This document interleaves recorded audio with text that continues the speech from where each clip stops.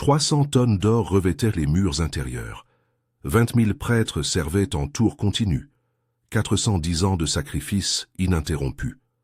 Le temple de Salomon n'était pas seulement un édifice, c'était l'adresse terrestre du Dieu d'Israël. Et en 586 avant Jésus-Christ, un roi babylonien décida que cette adresse devait être effacée de la carte. Ce qui s'est passé durant ces 18 mois de siège changerait pour toujours l'histoire de la foi. Si vous croyez aussi en Jésus-Christ et aimez les documentaires bibliques comme celui-ci, regardez jusqu'à la fin, abonnez-vous maintenant à la chaîne et commentez Amen. Pour comprendre comment Jérusalem est tombée, vous devez d'abord comprendre ce qu'était Jérusalem. Nous ne parlons pas d'une ville quelconque du monde antique. Nous parlons du centre spirituel d'un peuple qui croyait avoir été choisi par le Créateur de l'univers lui-même. Et au cœur de cette ville, au sommet du mont Moria, se trouvait une construction qui défiait l'imagination humaine. Le temple de Salomon était la structure religieuse la plus impressionnante que le monde antique ait jamais vue. Ses dimensions peuvent sembler modestes selon les standards modernes. 30 mètres de long, 10 mètres de large, 15 mètres de haut. Mais ceux qui lui manquaient en taille, il l'avait en richesse. Les murs intérieurs étaient complètement revêtus d'or pur, pas plaqués, revêtus. Des plaques d'or massifs couvraient chaque centimètre du bois de cèdre du Liban qui formait la structure. Le sol était en or. Le plafond était en or. Les chérubins qui gardaient l'arche de l'Alliance mesuraient 5 mètres de haut chacun et étaient couverts d'or de la tête aux pieds. Leurs ailes se touchaient au centre du Saint des Saints, créant un arc protecteur sur le lieu le plus sacré de la terre. Pensez à l'éclat de cet endroit quand les torches étaient allumées au crépuscule. La lumière dansait sur les murs dorés, se reflétait sur les objets sacrés, se multipliait en milliers de points lumineux. C'était comme si le soleil lui-même habitait là-dedans. Les visiteurs de terres lointaines qui parvenaient à entrevoir l'intérieur du sanctuaire rentraient chez eux avec des histoires qui semblaient être des fantaisies. Mais elles ne l'étaient pas. Mais le temple n'était que le début. Autour de lui, un complexe de cours, de chambres et de bâtiments auxiliaires s'étendait sur une zone équivalente à 4 terrains de football. Il y avait des dépôts pour les dîmes, des chambres pour les prêtres, des appartements pour les lévites qui s'occupèrent de la musique et du service quotidien, des étables pour les animaux de sacrifice. Un système de canaux amenait l'eau du réservoir de Siloé jusqu'à l'autel pour laver le sang des sacrifices. Chaque jour, 2 fois par jour, un agneau était offert au nom de toute la nation, le matin et au crépuscule, durant 410 ans consécutifs, sans interruption. Faites le calcul, c'est plus de 300 000 agneaux sacrifiés sur ce seul autel au long de 4 siècles, et cela en comptant seulement les sacrifices quotidiens obligatoires. Il y avait aussi les sacrifices pour les péchés individuels, les offrandes de gratitude, les vœux accomplis, les holocaustes volontaires. Lors des fêtes annuelles, le nombre explosait. Durant la Pâque, les historiens estiment que plus de 20 000 agneaux étaient sacrifiés en un seul jour. Le sang coulait en ruisseaux par le système de drainage soigneusement conçu sous l'autel. L'odeur de chair brûlée montait comme un nuage permanent sur la ville. Pour les Juifs, cette odeur était l'arôme de la présence divine. Pour les voisins païens, c'était la preuve qu'Israël servait un Dieu différent de tous les autres. Un Dieu qui exigeait du sang, un Dieu qui acceptait la substitution, un Dieu qui un jour fournirait l'agneau définitif. Et c'était exactement ce Dieu différent qui dérangeait les empires alentours. Pendant des siècles, Israël avait survécu serré entre des superpuissances. Au nord, la Syrie, au sud, l'Égypte, à l'est, d'abord la Syrie, puis la Babylonie, à l'ouest, la Méditerranée et les peuples de la mer. Le royaume de David et Salomon avait été une anomalie historique, un bref moment où Israël non seulement survécut, mais domina la région. Mais ce moment passa. Après la mort de Salomon, le royaume se divisa en 2. Israël au nord, Juda au sud. Israël tomba le premier. En 722 avant Jésus-Christ, les Assyriens balayèrent le royaume du nord de la carte. 10 tribus entières furent déportées et disparurent de l'histoire. Elles devinrent connues comme les tribus perdues d'Israël. Juda survécut, de justesse. Le roi Ézéchias réussit à résister à un siège assyrien miraculeux quand 185 000 soldats ennemis moururent mystérieusement en une seule nuit. Le livre des rois attribue le massacre à l'ange du Seigneur. Les historiens modernes suspectent une épidémie fulminante dans le camp. Quoi qu'il en soit, Jérusalem s'échappa, cette fois-là. Mais l'horloge tournait. À la fin du 7e siècle avant Jésus-Christ, la carte du pouvoir mondial commença à changer. L'Assyrie, qui avait dominé le Moyen-Orient pendant 300 ans, était en plein effondrement. Une coalition de Babyloniens et de Mèdes assiégea Ninive, la capitale assyrienne, et la détruisit en 612 avant Jésus-Christ. Des cendres de l'Assyrie, un nouvel empire émergea, la Babylonie, et son jeune prince héritier était un génie militaire nommé Nabuchodonosor. Il avait une vingtaine d'années lorsqu'il commanda sa première armée. Grand, imposant, avec une intelligence stratégique qui surprenait même ses généraux les plus expérimentés. 605 avant Jésus-Christ, à la bataille de Carchemish sur les rives de l'Euphrate, Nabuchodonosor affronta le dernier espoir assyrien soutenu par l'Égypte. Ce fut un massacre. L'armée égyptienne fut dévastée. Le pharaon Nécho, qui des années auparavant avait tué le pieux roi Josias de Juda à Megiddo, s'enfuyait maintenant avec les restes de ses troupes. Les restes de l'Assyrie furent balayés. Et soudain, toute la région de la Syrie et de la Palestine était ouverte à la conquête babylonienne. Nabuchodonosor ne perdit pas de temps, avant même de retourner assumer officiellement le trône après la mort de son père. Il marcha vers le sud. Ville après ville se rendit. Personne ne voulait affronter le jeune conquérant qui avait humilié l'Égypte. Et alors, il arriva aux portes de Juda. Le roi de Juda, à ce moment-là, était Joachim. Il était monté sur le trône comme vassal de l'Égypte, qu'il avait placé au pouvoir après avoir déposé son frère. Maintenant, avec la défaite égyptienne à Carchemish, Joachim avait un choix à faire. Résister à l'envahisseur babylonien ou se soumettre. Il choisit la soumission. Du moins au début. Juda devint vassal de la Babylonie. De lourds tributs commencèrent à couler de Jérusalem vers la lointaine capitale de Nabuchodonosor. Et avec l'or, partirent les premiers captifs. En 605 avant Jésus-Christ, des jeunes de la noblesse juive furent emmenés à Babylone comme otages politiques et pour être formés au service de l'Empire. Parmi eux se trouvait un adolescent que la Bible appelle Daniel. Vous connaissez probablement son histoire. La fosse au lion, la fournaise ardente, les rêves interprétés. Mais à ce moment-là, Daniel n'était qu'un garçon de plus arraché à sa famille et emmené vers une terre étrangère à plus de 1400 kilomètres de chez lui. 3 ans passèrent. Joachim pailla ses tribus, maintenit la paix. Mais alors il commit l'erreur qui scellerait le destin de Jérusalem. En 598 avant Jésus-Christ, le roi de Juda décida de se rebeller. Il paria que l'Égypte viendrait à son secours. Il paria que la Babylonie était trop loin pour réagir rapidement. Il paria mal. Nabuchodonosor marcha. Et cette fois, il ne vint pas seulement percevoir des tribus, il vint donner un exemple. Joachim mourut pendant le siège. Les circonstances exactes sont obscures. Certains textes suggèrent un assassinat, d'autres, une mort naturelle au pire moment possible. Son fils, Joachim, assuma le trône à seulement 18 ans. Il régna pendant 3 mois, 90 jours. Alors Jérusalem tomba pour la première fois, mais ce n'était pas encore la fin. Nabuchodonosor entra dans la ville en 597 avant Jésus-Christ. Il pilla le temple, emporta une partie des trésors sacrés, déporta le roi Joachim, la reine-mère, les officiers de la cour, les soldats d'élite. 10 000 personnes au total.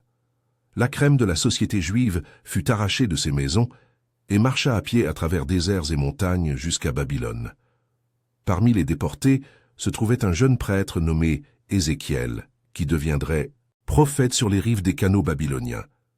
Mais Nabuchodonosor ne détruisit pas Jérusalem. Pas encore. Au lieu de cela, il fit quelque chose qu'il considéra comme plus intelligent. Il plaça un roi fantoche sur le trône. L'oncle du jeune Joachim, un homme de 21 ans nommé Mattanias. Nabuchodonosor changea son nom en Sédécias, un nom qui signifiait « justice du Seigneur ». Une ironie cruelle. compte tenu de ce qui viendrait après. Sédécias était faible, tous les récits bibliques s'accordent là-dessus. Il oscillait entre les factions.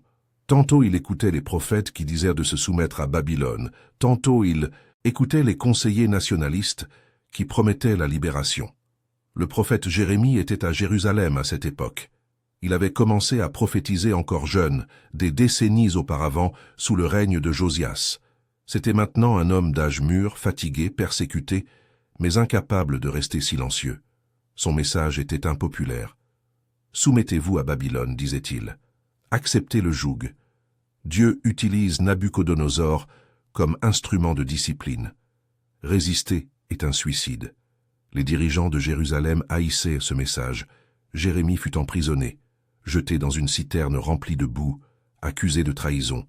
Il faillit mourir, mais il continua à prophétiser, et il continua d'être ignoré. En 589 avant Jésus-Christ, Sédécias prit sa décision finale. Il se rebella contre Nabuchodonosor. À nouveau, il paria sur l'Égypte. À nouveau, il calcula mal. Quand la nouvelle arriva à Babylone, Nabuchodonosor rassembla son armée pour la dernière fois. Il n'y aurait plus de chance, il n'y aurait plus de roi fantoche.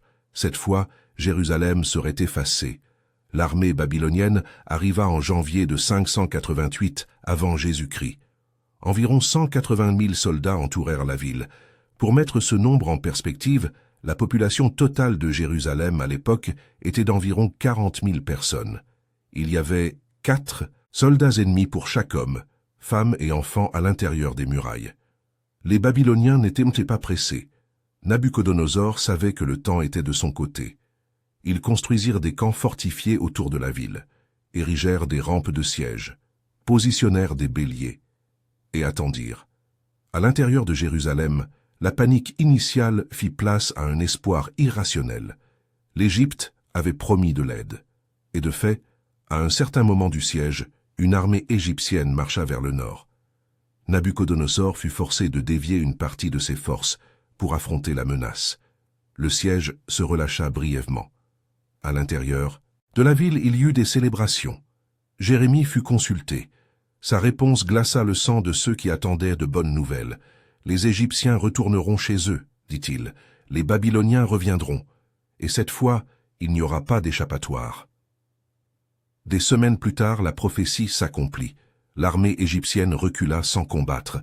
Les Babyloniens revinrent. Le siège se referma à nouveau. Cette fois, de manière définitive.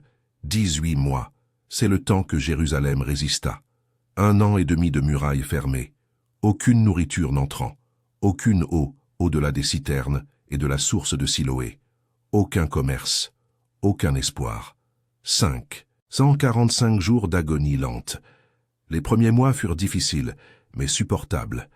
Les réserves de grains furent rationnées, les puits furent rationnés. Des files se formaient chaque jour pour la distribution contrôlée de nourriture. Les animaux de trait furent abattus en premier, puis les animaux d'élevage, puis les chiens, puis les oiseaux, puis les rats, puis il n'y eut plus d'animaux. Le livre des Lamentations décrit ce qui vint ensuite en des vers qui font mal à lire. Des enfants demandant du pain, et il n'y avait personne pour leur en donner. Des bébés mourant de faim dans les bras de leur mère. Des personnes autrefois riches, qui portaient auparavant des vêtements de pourpre, fouillant des tas d'ordures à la recherche de n'importe quoi de comestible.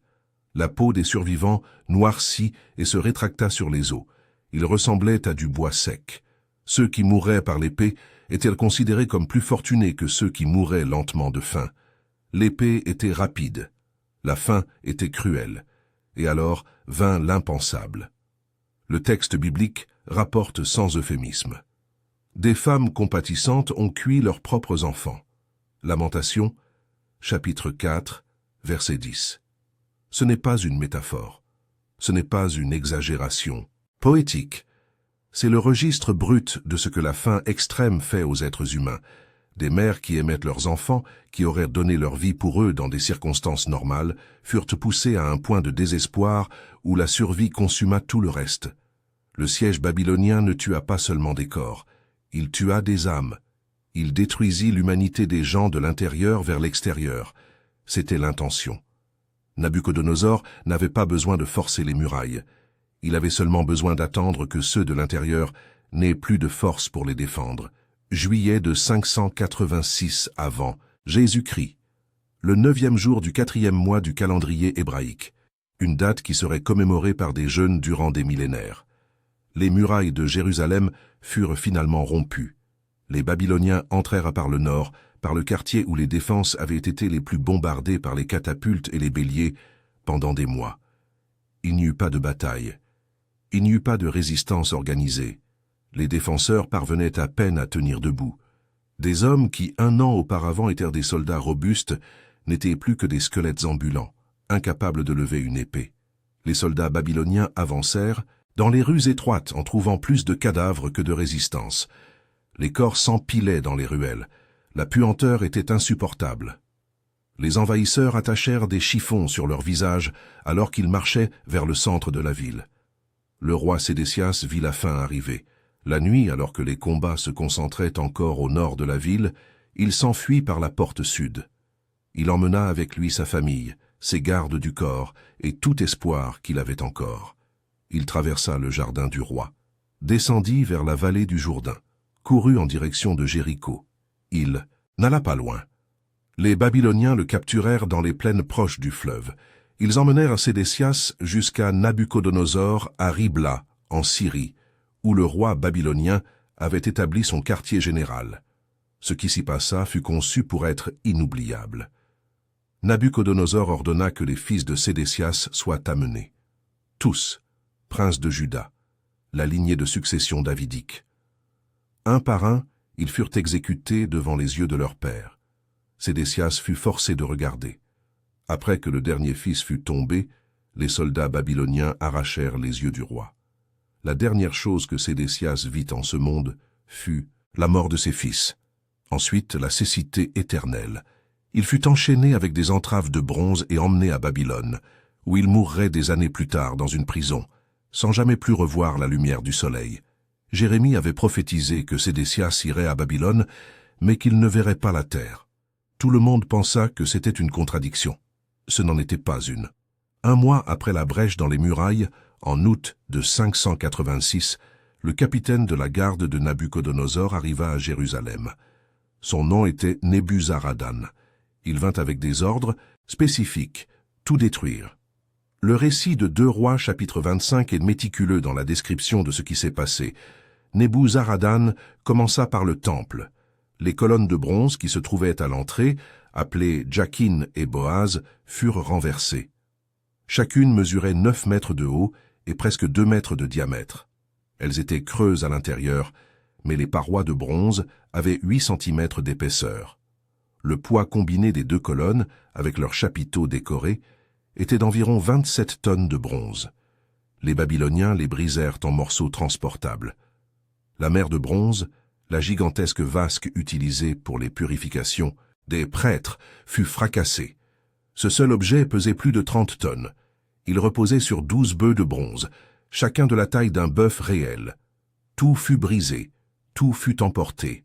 Ensuite vinrent les objets en or, les chandeliers, les tables, les encensoirs, les bassins, les fourchettes à viande, les couteaux sacrificiels, les calices, les bols.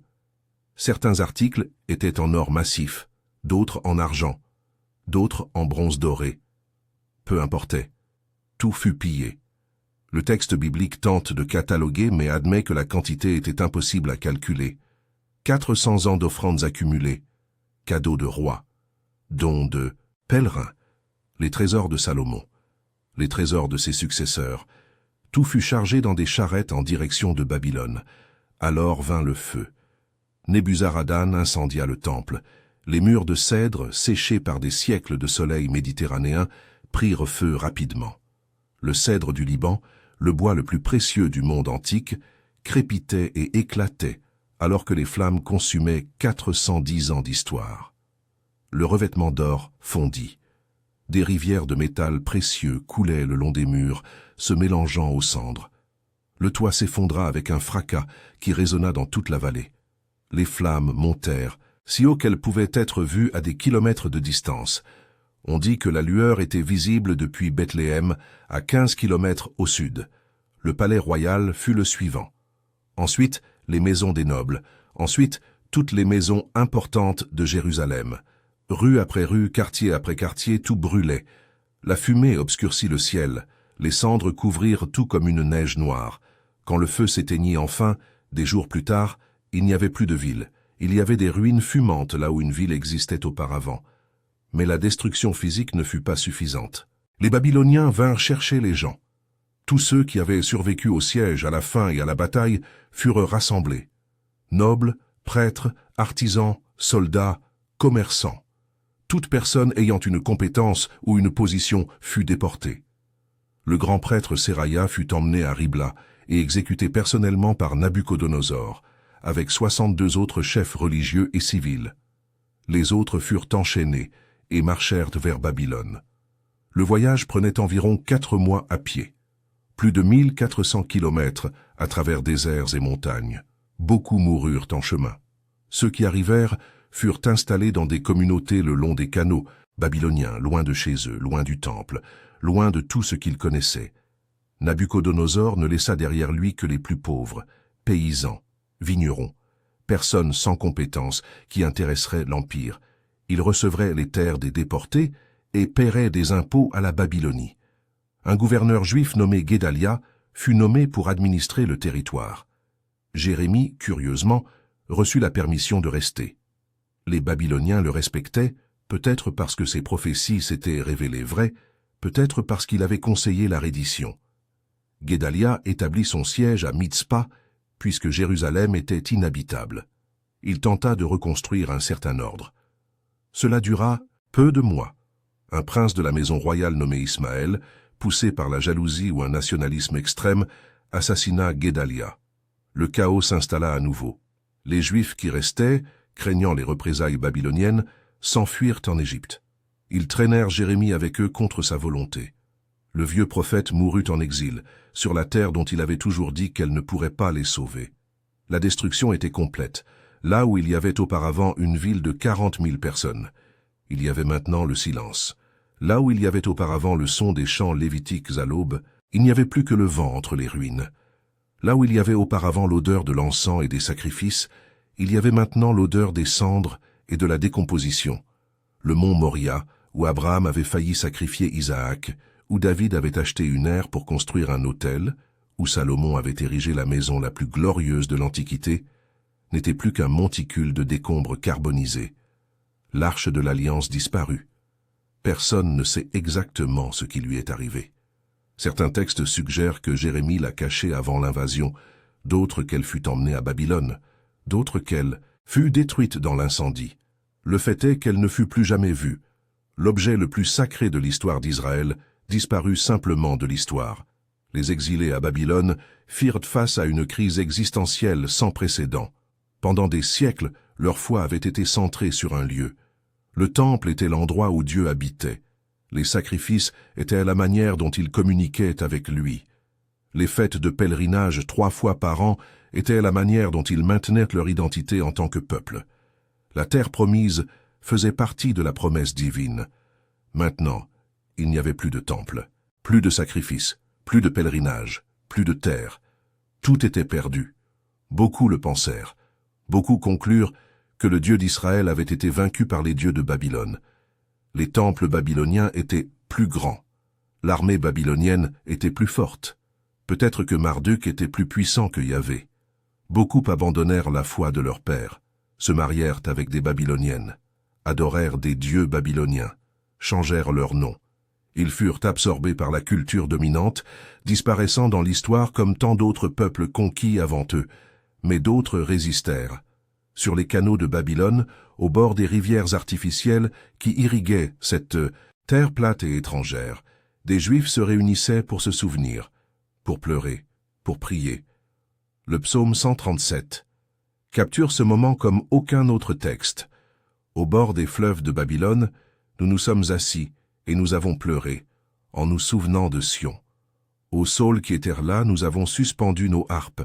Ceux qui nous avaient emmenés captifs nous demandaient des chansons. Nos oppresseurs nous demandèrent de la joie. Chantez-nous une des chansons de Sion.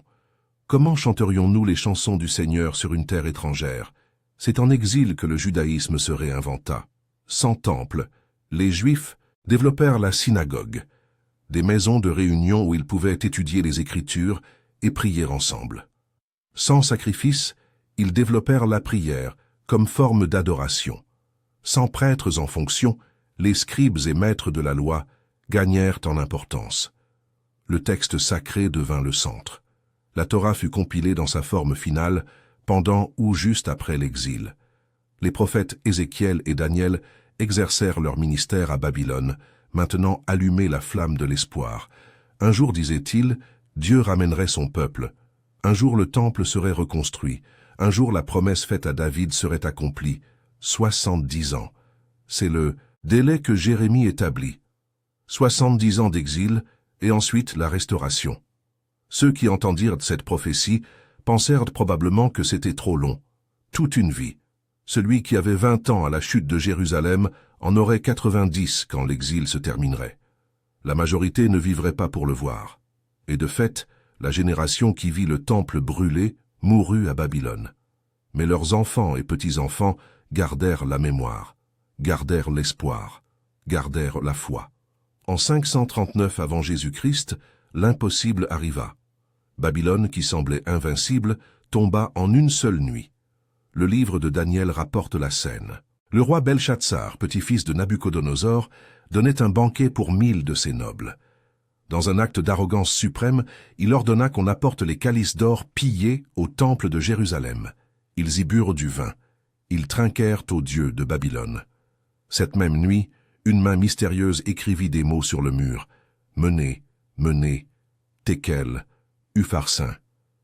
Daniel fut appelé pour interpréter. Ton royaume a été pesé et trouvé léger. Il sera divisé et donné aux Mèdes et aux Perses. Avant que le soleil ne se lève, les armées perses entrèrent dans la ville par les canaux détournés du fleuve Euphrate. Belshazzar mourut. Babylone tomba. Et le roi Cyrus de Perse devint le nouveau maître du monde. Cyrus était différent. Au lieu de déporter les peuples conquis, il les renvoyait chez eux. En 538 avant Jésus-Christ, seulement 1 an après avoir conquis Babylone, Cyrus émit un décret.